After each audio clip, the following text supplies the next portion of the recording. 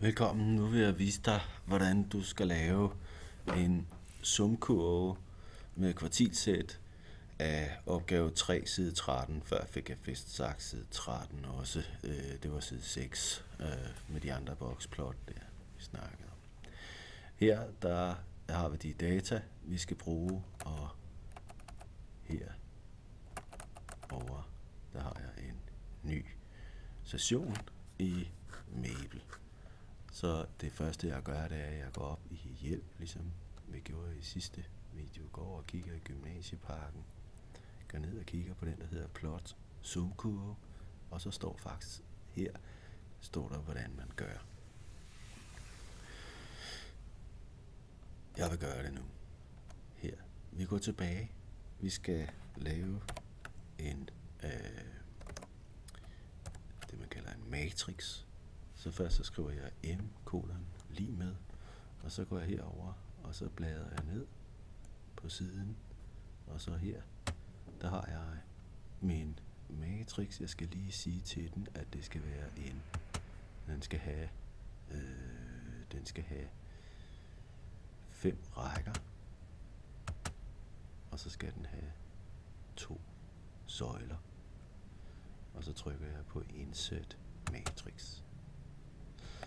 Og så skal mit første element, det skal være mit første interval, og det går jeg over og aflæser i min opgave. Det er fra 0 til 2, næste interval er fra 2 til 4, 4 til 6, 6 til 8 og 8 til 10. Det gør jeg over og skriver her. Jeg skriver 0, mellemrum, punktum, punktum, og så et total. Så går jeg nedenunder og erstatter det næste element lige nedenunder med 2 mellemrum punktum punktum 4. Går jeg ned, og så gør jeg hernede, så skriver jeg 4 mellemrum punktum punktum 6, og i den næste skriver jeg 6 mellemrum punktum punktum 8, og i den næste der skriver jeg 8 mellemrum punktum punktum 10. Og så skal jeg have skrevet mine hyppigheder ind.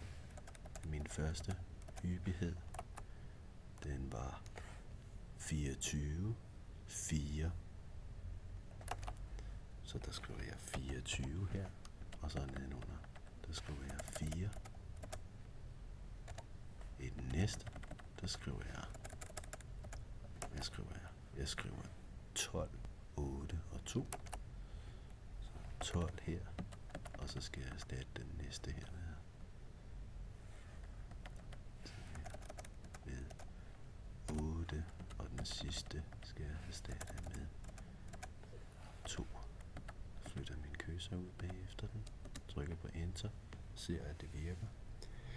Og så vil jeg gerne have plottet min sumkurve. Jeg skriver plot S, den har autocompletion her, så den foreslår plot sumkurve. Jeg trykker på enter. Jeg laver nogle parenteser. Jeg skriver et M, fordi det er det, jeg kalder min matrix. Og så er jeg sådan set færdig. Nu har jeg min sumkurve med kvartilsæt. Og det er jo ligesom før den del af det, som handler om at gøre det i Maple. Jeg regner med, at du har gjort det i hånd. Du skal selvfølgelig gøre det her, som jeg lige har gjort. Så kan du det.